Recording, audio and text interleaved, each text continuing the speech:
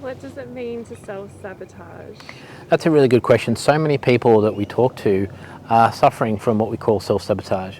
So basically what it is, it's like we often like, what am I doing? Why am I doing this to myself?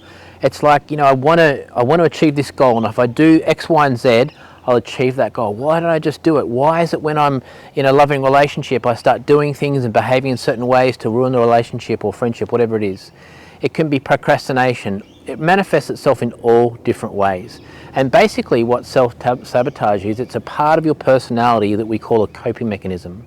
So at a different time in your life, something happened and you decided you were going to cope with it by forming this part of your personality.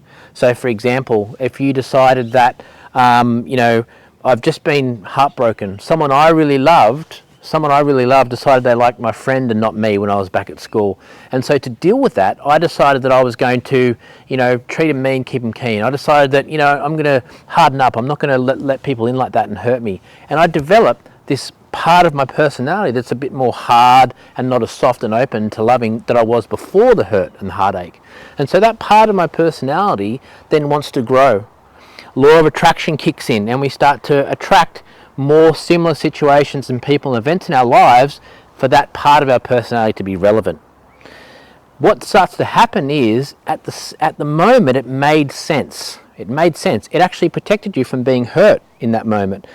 But then in the future, instead of letting that go and maybe having some therapy, getting some healing, maybe a wise adult sitting down and talking to the child and explaining what happened, we don't have that a lot in our Western culture, and so all of a sudden that builds up and grows and it's left to develop.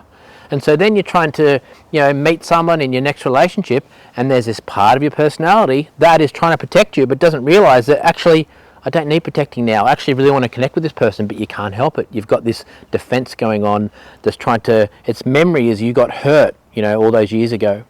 And so that is relevant to whatever it is that is sabotaging you. It's a part of you that is actually trying to help you. And so what we can do is we can say, okay, this sabotage, how is this serving me? In what way is that behavior serving me in some way? And then it'll help you reflect on what it is. You go, oh, okay, it's helping me because if I don't put my best effort into it, I can't fail. So it's helping me to not feel that failure like I felt when I was 15 and I didn't make the top football side or whatever it is was happening.